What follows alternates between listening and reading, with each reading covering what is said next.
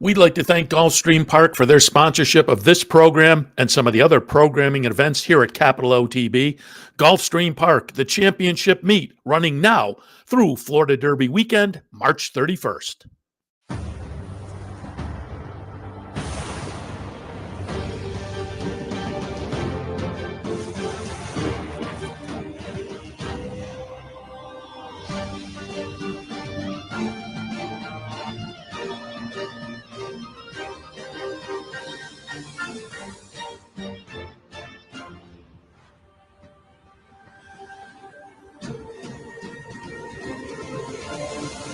Broadcasting live from the Capital OTB studios, this is Racing Across America with Seth Merrow.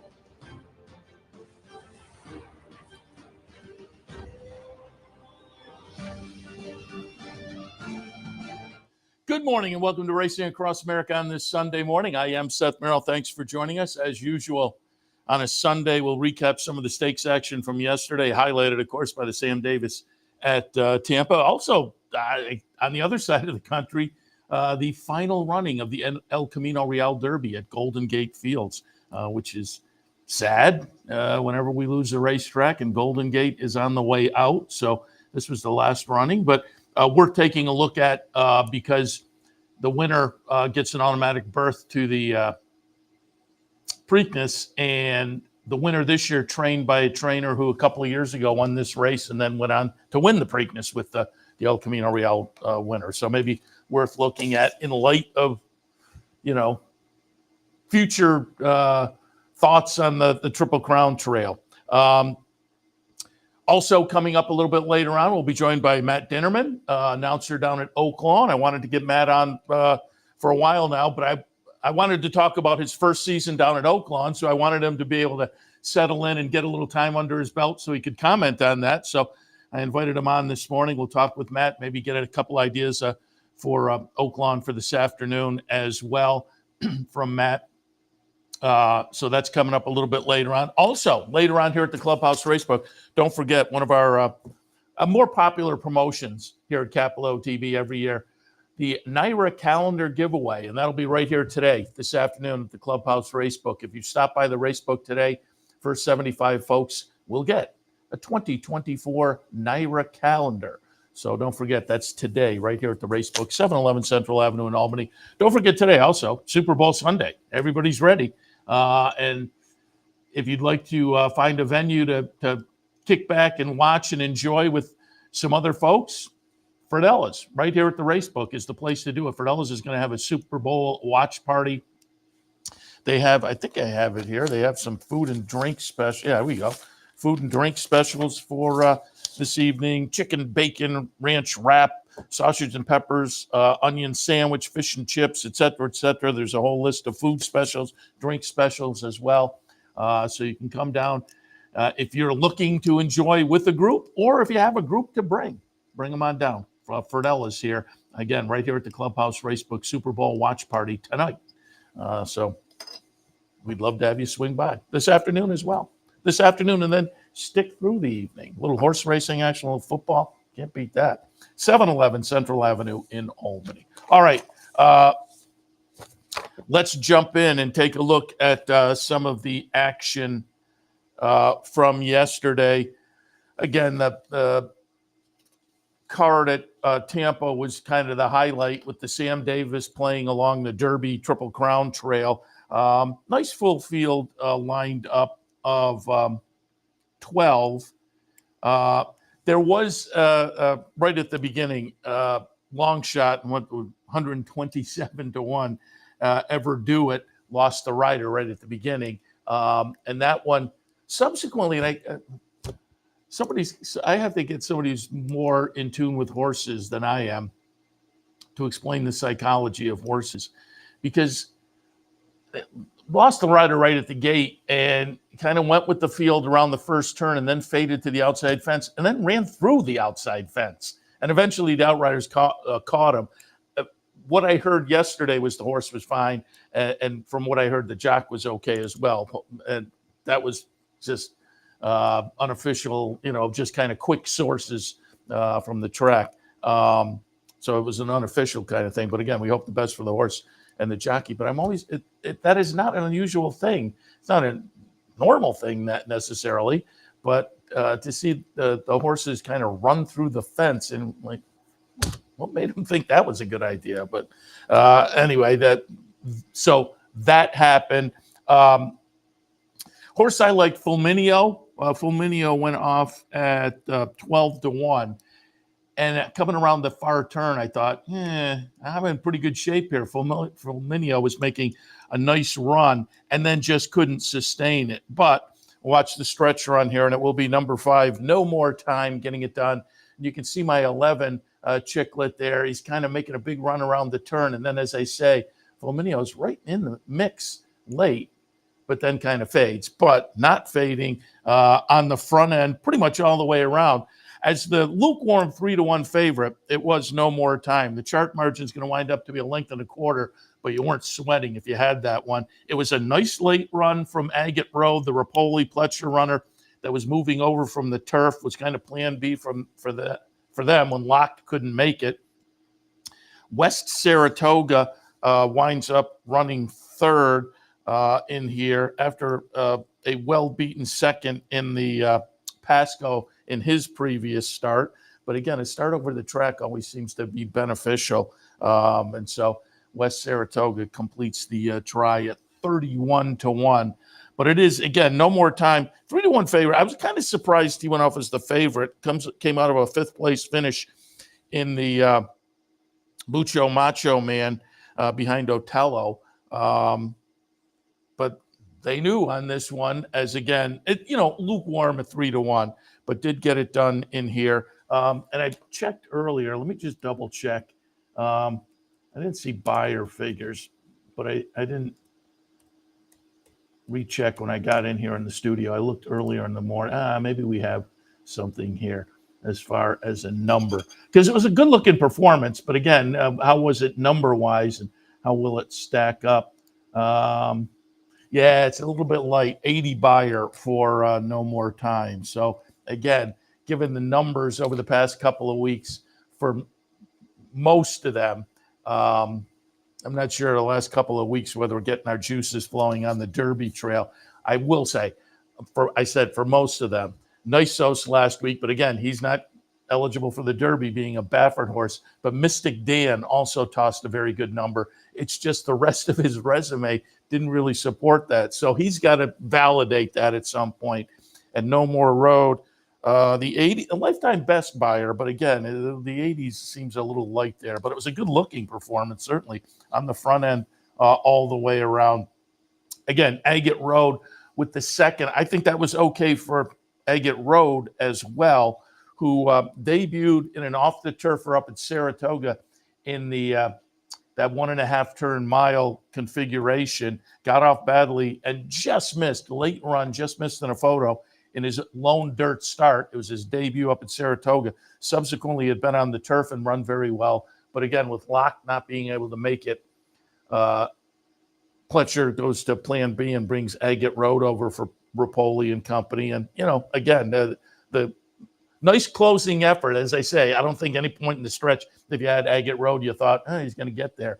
He was always going to be a little bit late, but closed it up to, I think flatter himself a little bit on the return to dirt. Be interesting to see what their thinking is now going forward with Agate Road. But again, with the 80 number, a little light coming out. So I think we're still searching maybe for that kind of performance that says, this is the one heading into the Derby. But there is still plenty of prep race time left. All right, let's look at some of the other action on the undercard at Tampa yesterday.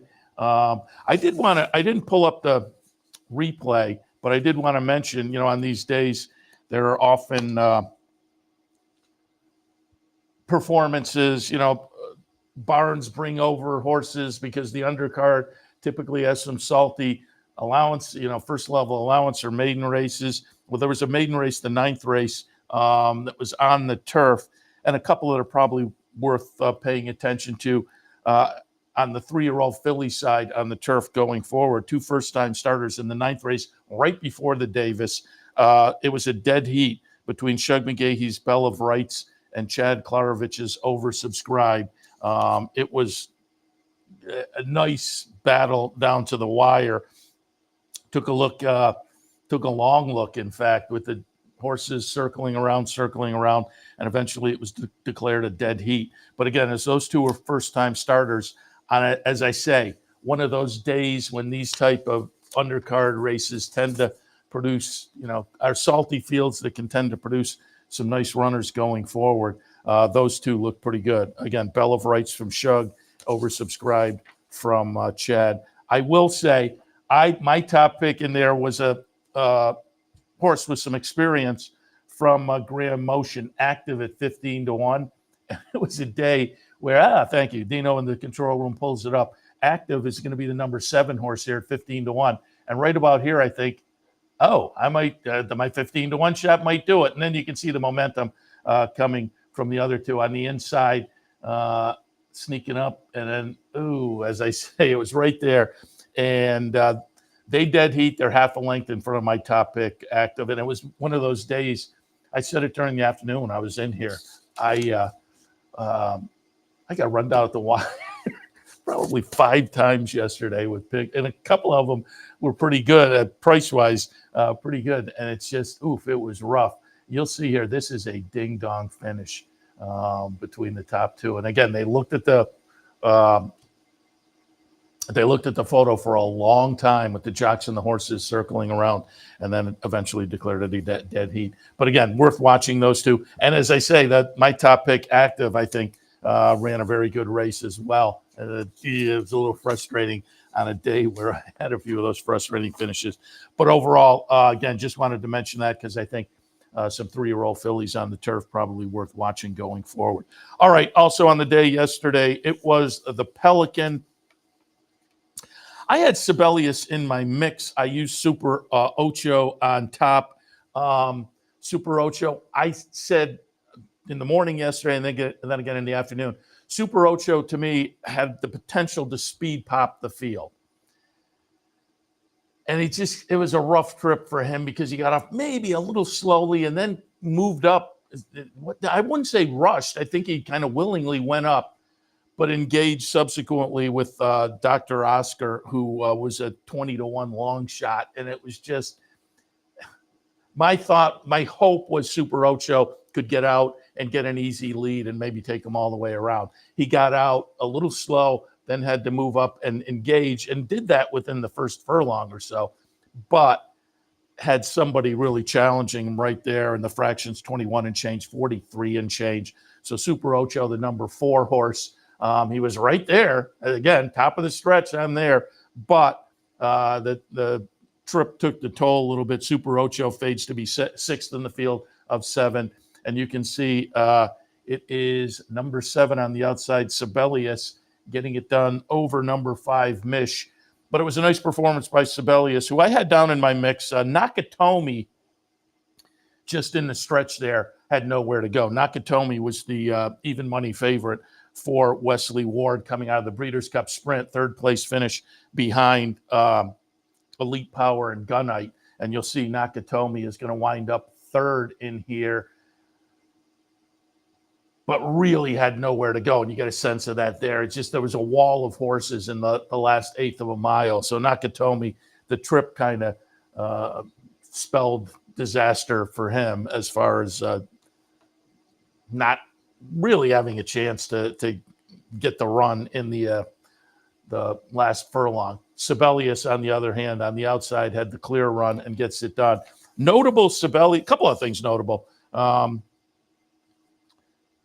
Went off as the 2nd choice, so you got almost $7, but you got that on the defending champion, who came in with the.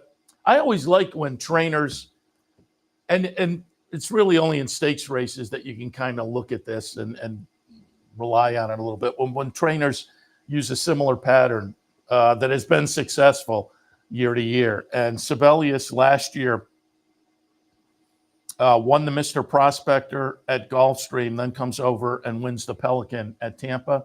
this year, wins the Mr. Prospector at Gulfstream, and comes over and wins the Pelican at Tampa. So intriguing there. Sibelius with a solid 91 buyer. And he's a triple-digit buyer runner, or has in the past, is what I'm saying.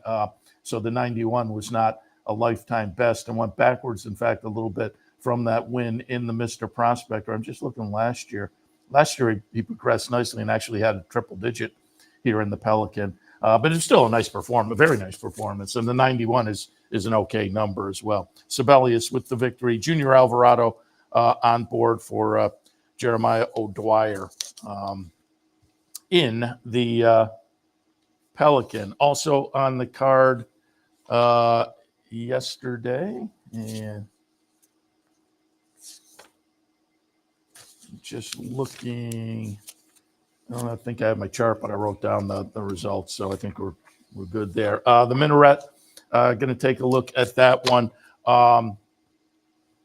I used Dream Concert, and it was another one where I thought, I'm getting a decent little run here. Dream Concert's going to be the number one horse. I was taking a little bit of a pop against Chi-Town Lady.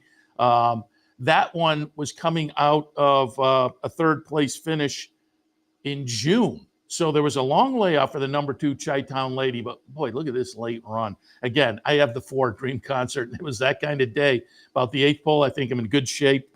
Number 1 Dream Concert, let me say, and he has the momentum, and then a couple go by. It was that kind of day. As I say, Dream Concert for me goes by the front runner at the top of the stretch, or about the 8th pole. And again, you think, I'm in pretty good shape here with a little momentum, and then just didn't have the same momentum as the 2 on the outside, Chi-Town Lady and Unifying. And Chi-Town Lady, that was a great stretch run for that one to get up. And you can see winds up about a neck ahead there. I wind up fading to 3rd on a day where it just felt like that was happening a lot. But you have to applaud the performance from Chi-Town Lady. She winds up with an 86, which for her is right in the ballpark. Wesley Ward runner.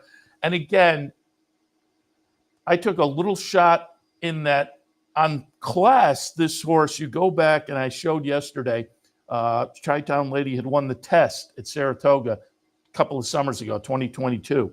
Hadn't done anything since, and had been very lightly raced since, and hadn't raced since June.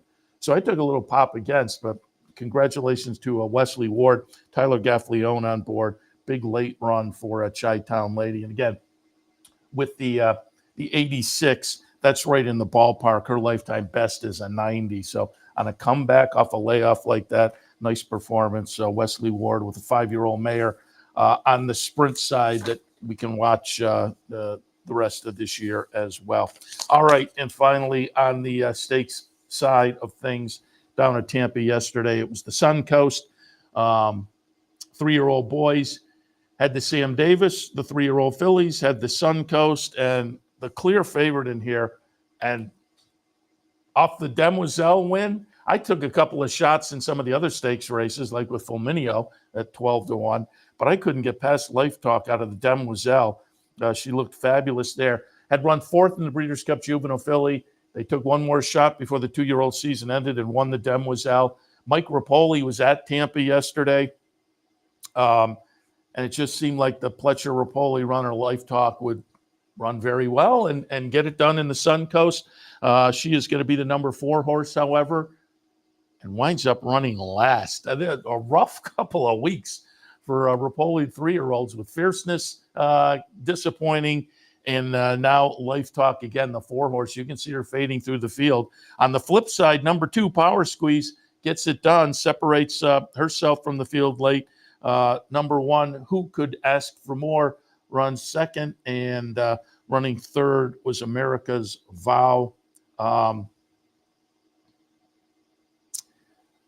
Power Squeeze, I had, as I say, I had Life Talk on top, but I had Power Squeeze right underneath. And Power Squeeze, certainly off the last effort, was worth taking an extra look at. And you got $8 there as the second choice. But But it was one of those, and we talked about it yesterday. The first 3 starts of the career had shown a little bit of ability, including the maiden breaker at Delaware, but then had a little time off. And that 3-year-old debut in January at Gulfstream, it was in a stakes race, It was a nice win, and it was a buyer number that jumped up significantly. So it just seemed like she came back off a little bit of a break as an improved 3-year-old. And I think yesterday kind of validated that. So Power Squeeze gets it done. Again, with a 71 buyer, so numbers a little light. We shall see, and that is a regression for her off the win in the stakes race at Gulfstream from an 82. But a second start back, maybe there was a little regression to still win the race. You can make that case, I suppose. But on the number, I don't know what to make of her, but she's 2 for 2 so far this year. And as I say, seems to be an improved 3-year-old. I would not write her off, regardless of the number in the next start.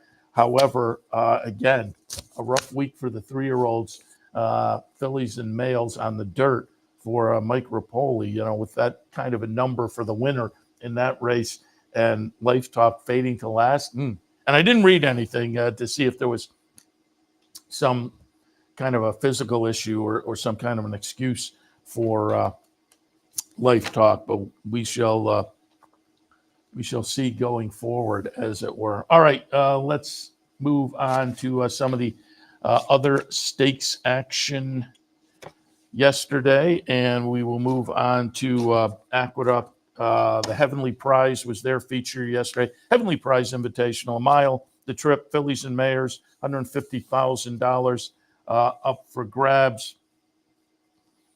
I had Saddle Up Jesse on top, Brittany Russell trainee with Manny Franco on board, and it is Saddle Up Jesse getting it done. Saddle Up Jesse this is kind of interesting, was coming out of a win in the ladies, coming out of a second place finish, in the ladies, close up second place finish. The winner, Comparative, won the stakes race at Oaklawn last week. So Comparative, Comparative, again, winning last week at Oaklawn, flattered Saddle Up Jesse, and Saddle Up Jesse then gets it done. The number 7 horse here. Was that the right race? Is it?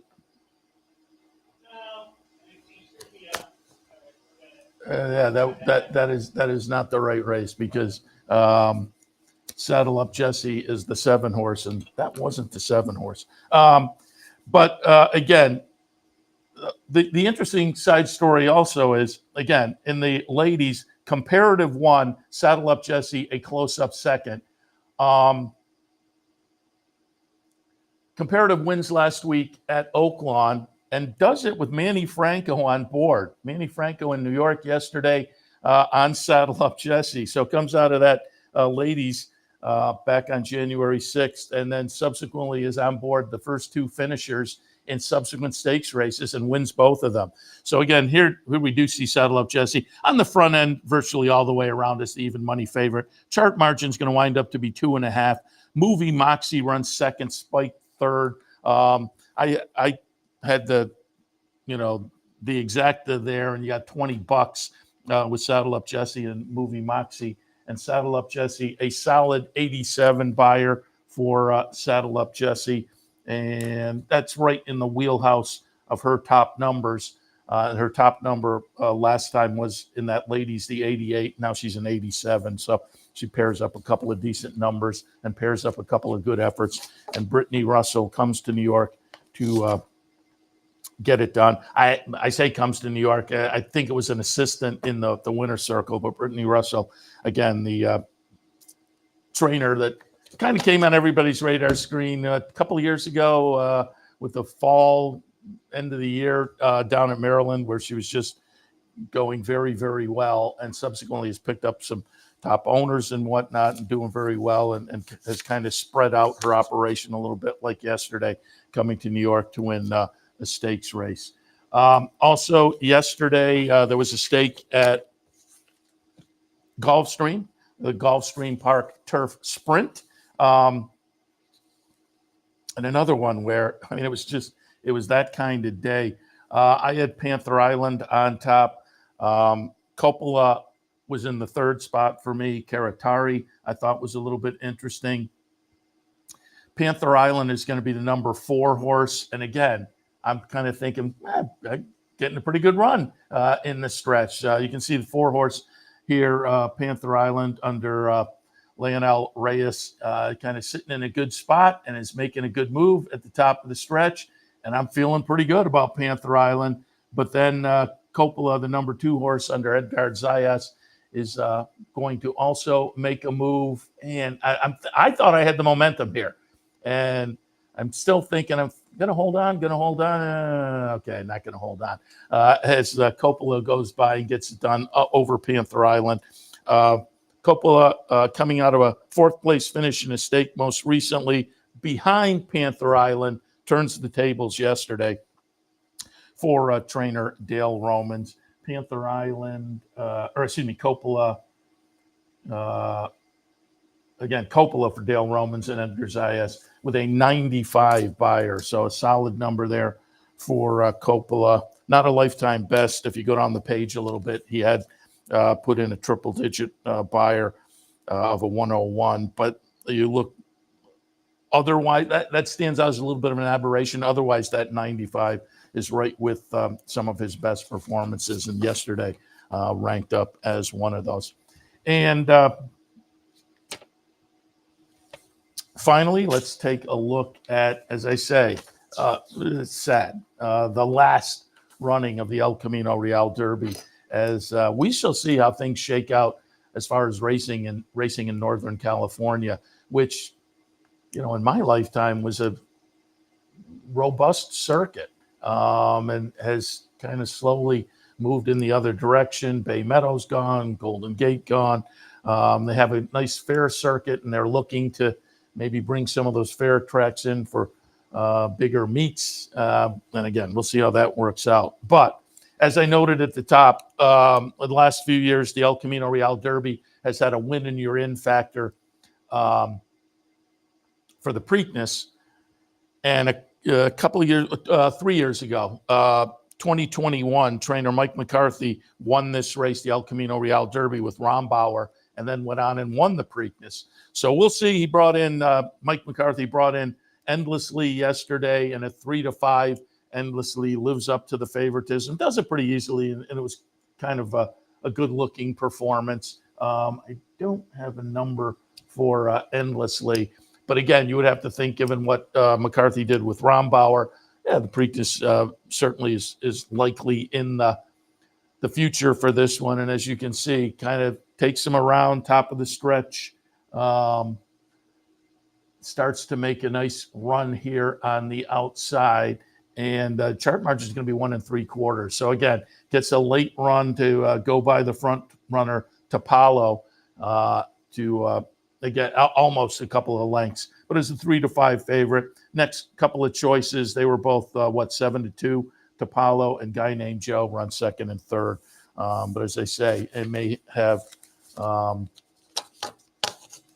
the race may play out to have a little something to say on the Triple Crown Trail, at least when Preakness time rolls around. I would think that, again, given past performance, I would think that's probably likely. All right, we'll take a break. When we come back, we'll do a little news and notes, maybe a little handicapping, but coming up in a few minutes, we'll also be joined by Matt Dinerman, announcer at Oaklawn Park. We'll get a little feel for how he's enjoying his first season down at Oaklawn and more. All of that when Racing Across America continues. Stay tuned. And they're off in the Pegasus World Cup. They're off in the Fountain of Youth Stakes. And they're off in the Curlin Florida Derby. Forte wins. White Aborio almost home. And Nyquist is still unbeaten. Orb and John Velasquez have won the Florida Derby. Barbaro wins. And there you have it. Northern Dancer will be the winner of the Florida Derby.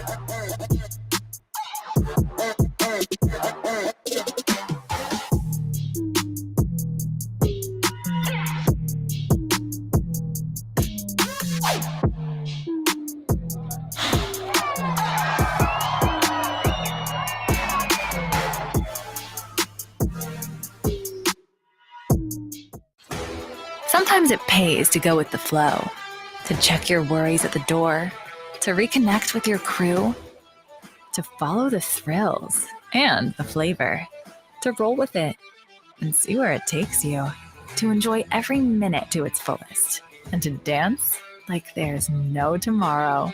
You can do that here at Rivers Casino and Resort Schenectady, where the good times flow.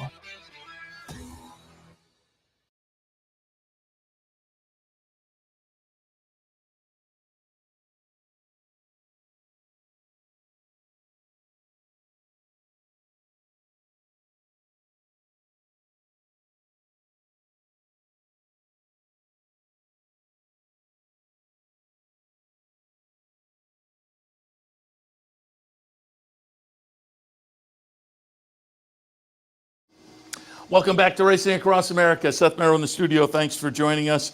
Again, some news and notes the other day. The numbers for racing in North America came and whatnot via Equibase. And it wasn't good news. But again, I said this yesterday. I hit on this just a little bit. We'll have to remember this at the end of the year.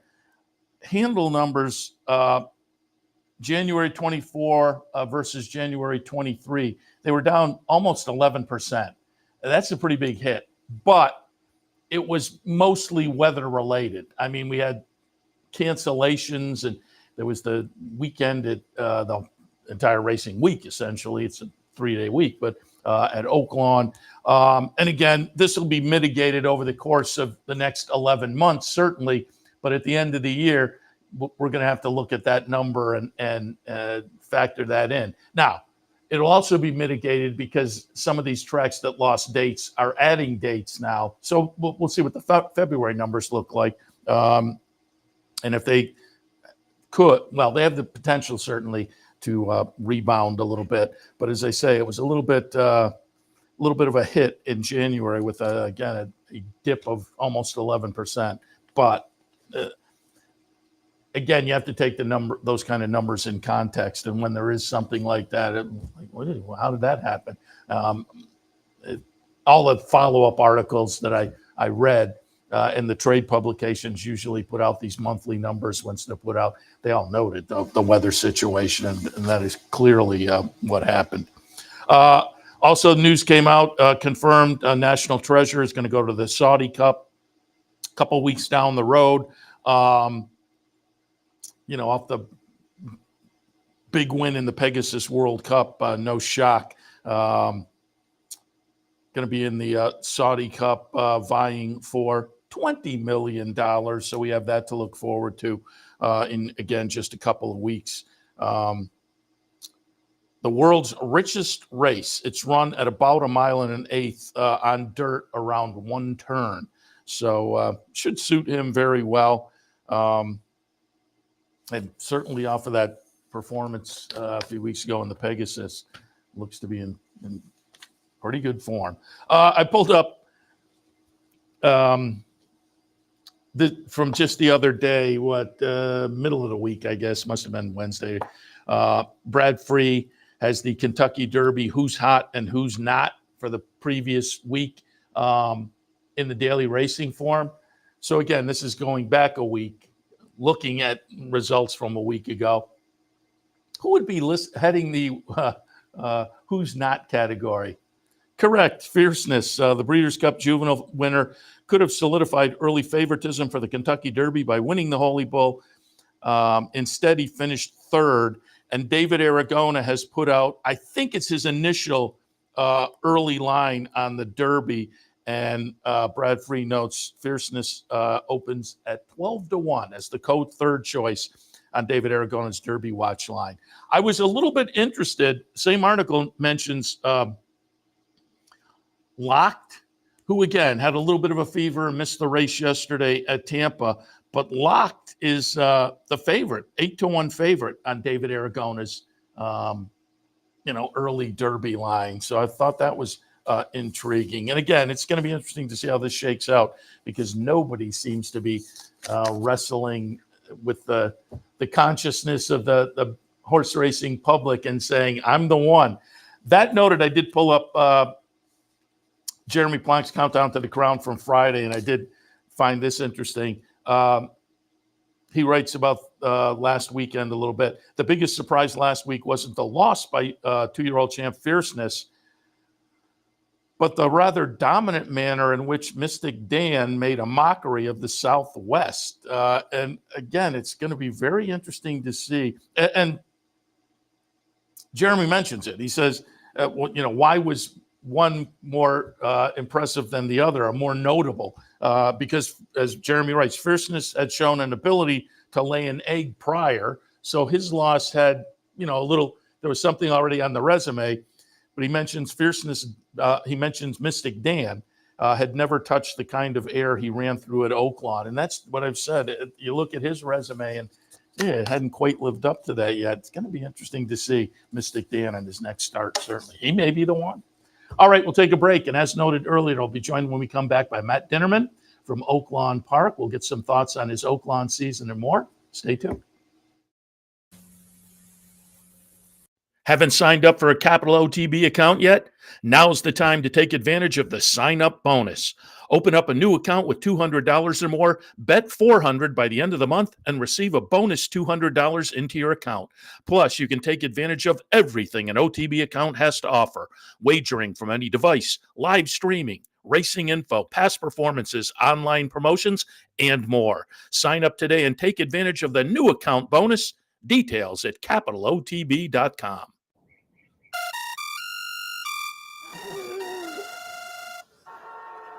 Come on. I want sales reports on my desk by Monday. Oops, my bad. Love racing? RTN brings you every live simulcast on your home television, plus live video streaming and race replays on your PC and mobile devices. To order, visit rtn.tv. RTN, a breed apart. Capital OTB is now streaming live on Roku. The RTN Racing channel on Roku lets you watch OTB TV live through your Roku device or your Amazon Fire Stick, rather than being limited to computers and mobile devices, which means you can now watch OTB live wherever you are. Simply open Roku, scroll to find the RTN channel, then click on OTB TV. OTB TV on Roku. Try it now.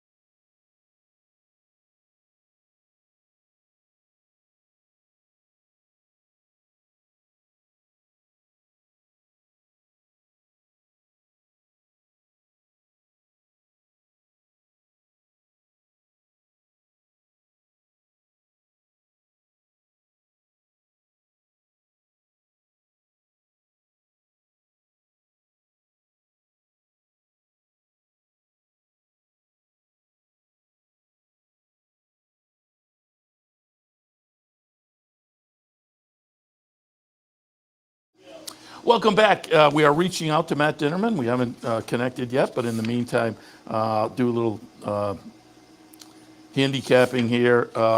Take a look. And again, haven't seen scratches or anything yet, but take a look at the final pick 4 at Tampa this afternoon. I'll be taking a look at some Tampa and some Aqueduct, some Gulfstream today. As we get ready for Super Bowl Sunday, don't forget you can come down here, watch party at Fidelis. Don't forget also, reminder, Naira calendar giveaway day here at the Racebook today. So first 75 folks can get a calendar. 6th race today at Tampa, optional claimer starter allowance, 6 furlongs to trip, 8, 5, 1, and 4. I'm going to put Sassy Charlie on top. Looks legit. 2-1 is the favorite on the morning line. Looks legit there off a couple of wins most recently against, I would say, similar company, maybe a little bit better in one or the other of the starts. Kathleen O'Connell having a great meet. Seems logical there. Little Miss Camille in the second spot. Nice win, 2-back, claimed out of that at 10, then moved up to 20 and ran okay there. Now gets back to a 12-5. That's probably a better level. And Aphrodita in the third spot, off the claim at 8. So moves up a little bit, but down the page was racing against better. So probably fits with these. In the 6th at Tampa this afternoon, 8, 5, 1, and 4. Race number 7 this afternoon. We're on the grass claimers, conditional claimers, going a mile. 6, 2, 9, and 7. I'm going to put Callis on top. Dropped to this level last time and ran okay. That was the second start off a layoff. And went over to Gulfstream to try that. So comes back to Tampa, third start off the layoff. Sammy Camacho on board, 6-1 on the morning line. Maybe a little value there with Callis in the 7th. Cloudy Bay also gets some class relief. Tried this kind of company 3-back at Delaware, but has been in starter allowance company since arriving at Tampa. I think the drop for the tag, the conditional tag, will be beneficial. And then Verifiable in the third slot. Broke the maiden for 16 in the last start. That was back in June, however. They come back for the waiver. I like that they're not floating the horse out there, but they also may just be getting some fitness into the horse here. In the 7th at Tampa, 6, 2, 9, and 7. Race number 8 at Tampa this afternoon, 2, 7, 10, and 8. The number 2 is Sweeping Giant. Comes off the claim, a close-up second place finish, and the claim was right at this condition. So the near miss, moving into a barn that's very good off the claim, seems kind of logical.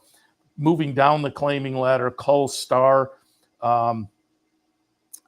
I think the horse is going to fit nicely here.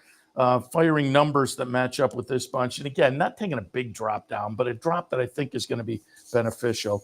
And then in the third slot, we will go out to number 10, Sandy Lane Kitten. This one is getting a notable drop. Has been racing at the 16 level and has been doing so mostly on the turf. That's a nice little workout on the main track beginning of the month. The last race on the dirt was an off the turfer. Wound up 6th, but did show a little punch earlier there. So Sandy Lane Kitten, I think, fits as well. In the 8th at Tampa, 2, 7, 10, and 8. And in the finale at Tampa this afternoon, we're on the grass again, conditional claimers. I have it 8, 5, 1, and 4. I'm going to put French Franc or French Frank. I would assume, yeah, I guess we say Franks. So French Frank off a not a second place finish, but it was a couple lengths back. But when dropped to this level on the move over to Tampa last time, seems to have shown, though, that this is right in the comfort zone. Second spot, Seaver. Jamie Ness runner that I think is going to fit nicely with this group. The last race ran 5th as the favorite. This horse is better than that. And then EM's Treasure Girl in the third spot. Nice couple of wins in the last couple of starts bode well for this one. Sammy Camacho sticks on board in the 9th at Tampa. I have it 8, 5, 1, and 4. All right, we will take another break. And again, we will give Matt Dinerman another shout, see if we can make contact with Matt. And we will come back right after this, hopefully with some Oaklawn talk. Stay tuned.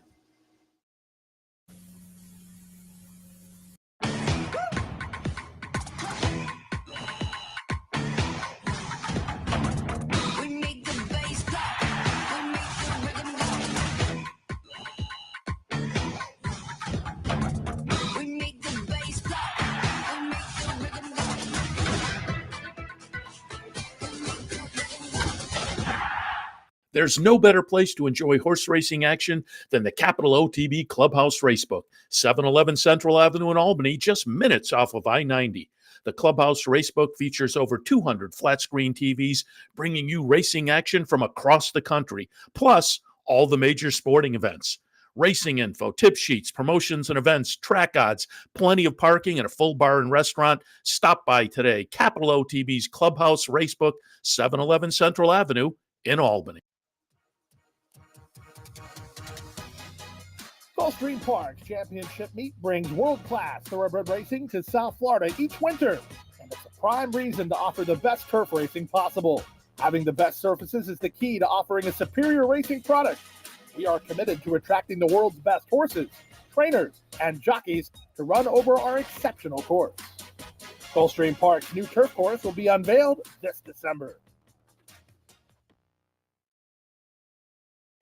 Welcome back. No match so far, so I think we'll wrap it up because, again, there's an early post time at Aqueduct today, the early post time today, I will admit, caught me by surprise. But they're obviously attempting to wrap up and get people, on their way to their Super Bowl party. I think today is the game plan because it's not the early start. Normally is because they have,